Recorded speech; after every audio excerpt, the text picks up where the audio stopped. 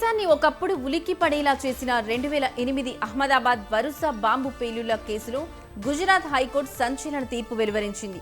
ఈ కేసులో 38 మందికి విధించిన ఉరిశిక్ష 11 మందికి జీవిత ఖైదును సమర్థిస్తూ హైకోర్టు తీర్పిచ్చింది. దీంతో కింది కోర్టు ఇచ్చిన కీలక తీర్పుకు ఉన్నత న్యాయస్థానం మద్దతు తెలిపింది.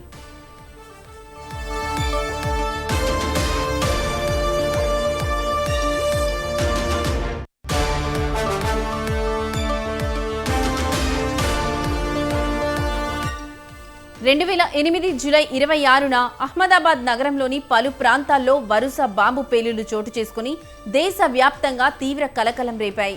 ఈ దారుణ ఘటనలో 56 మంది ప్రాణాలు కోల్పోగా 200 మందికి పైగా గాయపడ్డారు.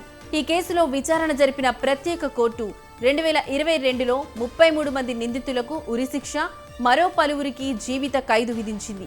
ఆ తీర్పును సవాల్ చేస్తూ దాఖలైన అప్పీలపై విచారణ చేపట్టిన గుజరాత్ హైకోర్టు ఉరిశిక్షను సమర్థిస్తూ కీలక తీర్పు వెలువరించింది.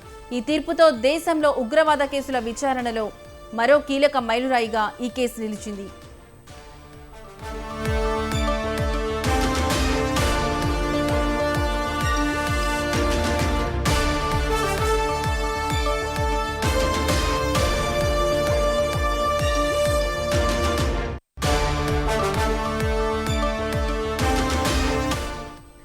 దేశాన్ని ఒకప్పుడు ఉలిక్కి పడేలా చేసిన 2008 అహ్మదాబాద్ వరుస బాంబు పేలుళ్ల కేసులో గుజరాత్ హైకోర్టు సంచలన తీర్పు వెలువరించింది. ఈ కేసులో 38 మందికి విధించిన ఉరిశిక్ష, 11 మందికి జీవిత ఖైదును సమర్థిస్తూ హైకోర్టు తీర్పిచ్చింది. దీంతో కింది కోర్టు ఇచ్చిన కీలక తీర్పుకు ఉన్నత న్యాయస్థానం మద్దతు తెలిపింది. 2008 జూలై 26న అహ్మదాబాద్ నగరంలోని పలు ప్రాంతాల్లో వరుస బాంబు పేలుళ్లు చోటు చేసుకుని దేశవ్యాప్తంగా తీవ్ర కలకలం రేపాయి. ఈ దారుణ ఘటనలో 56 మంది ప్రాణాలు కోల్పోగా 200 మందికి పైగా గాయపడ్డారు.